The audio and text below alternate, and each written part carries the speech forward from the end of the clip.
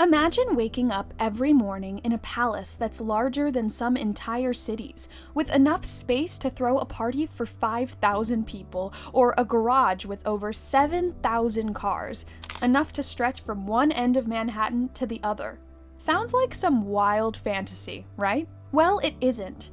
This is the real life of the Sultan of Brunei, one of the richest people on the planet. So stick around, because I'm about to take you inside his trillionaire world, and trust me, it's going to blow your mind.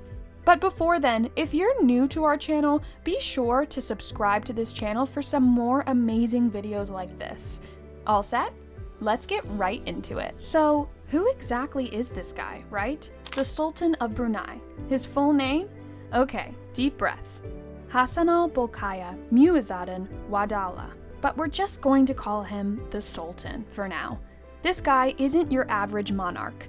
He's been ruling Brunei, a small but insanely oil-rich nation in Southeast Asia, since 1967.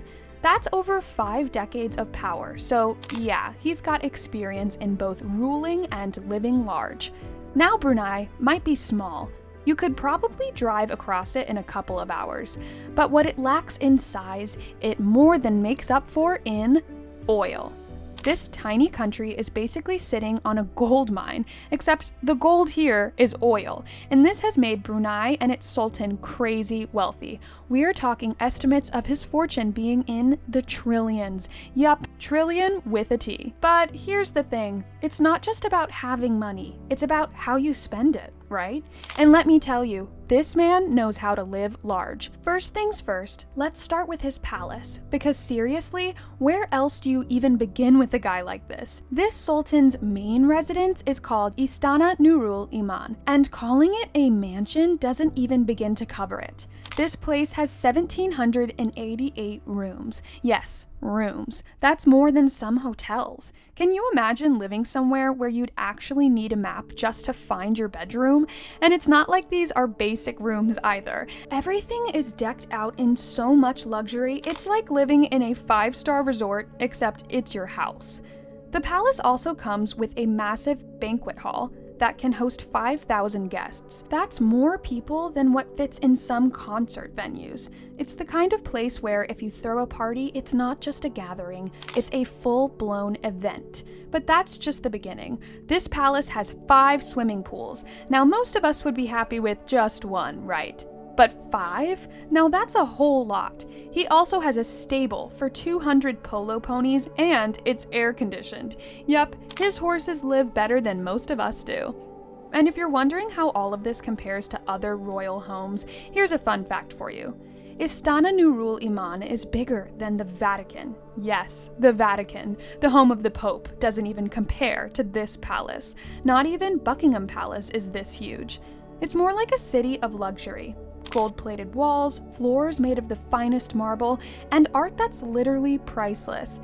Nothing here is simple or understated. Every inch of this palace is designed to make a statement. It's as if the Sultan wanted every inch of the palace to remind you just how powerful and wealthy he is. If you thought this was wild, wait till you see his garage. This is where things get really wild. Now, most of us might dream of having 1 or 2, maybe really nice cars, right? But the Sultan, oh no, he doesn't stop at 1 or 2. This man owns over 7,000 luxury cars. Yep, that's right, 7,000. Can you imagine needing a whole team just to keep track of your vehicles? Forget a parking garage. This guy needs entire warehouses just to store them all.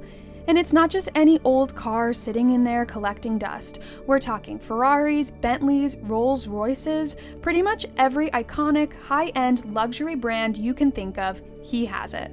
And we're not talking about 1 or 2 models, no. The Sultan's got multiples of each, customized, limited edition, you name it. His collection is so massive, it's worth over $5 billion. That's more than the entire GDP of a small country.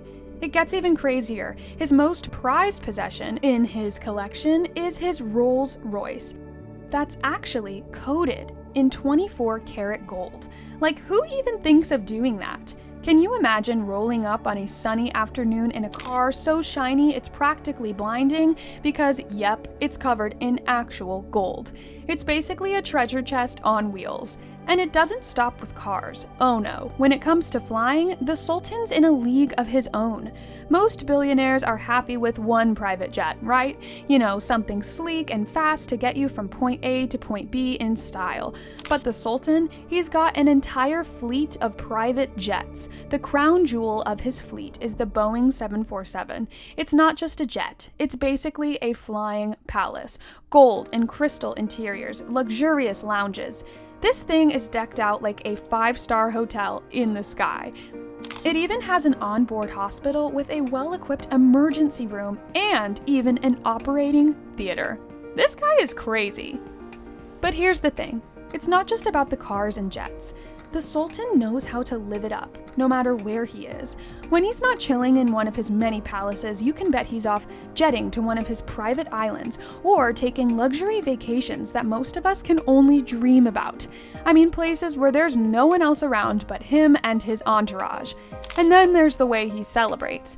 You'd expect a guy like the Sultan to know how to throw a good party, right? But his parties are on a whole different level. Like, for his 50th birthday, he casually spent a $27 million on his party. Can you even imagine what a $27 million party looks like? And the best part, he didn't just hire a DJ or some famous band. Oh no, the Sultan brought in Michael Jackson to perform. Imagine sitting at a birthday party, enjoying yourself, and suddenly Michael Jackson walks in, grabs the mic, and performs a private concert. That's the kind of thing most people wouldn't even dare to dream about. But for the Sultan, it's just another night. But, and yeah, there's always a but, right? Not everything about the Sultan's life is as glittering as it looks. In recent years, he's faced some pretty heavy backlash for his decisions. One of the biggest controversies came when he introduced Sharia law in Brunei, and it wasn't a mild version either. This move sparked international outrage, especially because of the harsh penalties involved, like death by stoning for certain crimes. People around the world, including celebrities, human rights groups, and governments, condemned it. I mean, it's hard to imagine someone living in all this luxury while enforcing laws that, by modern standards, feel extremely brutal.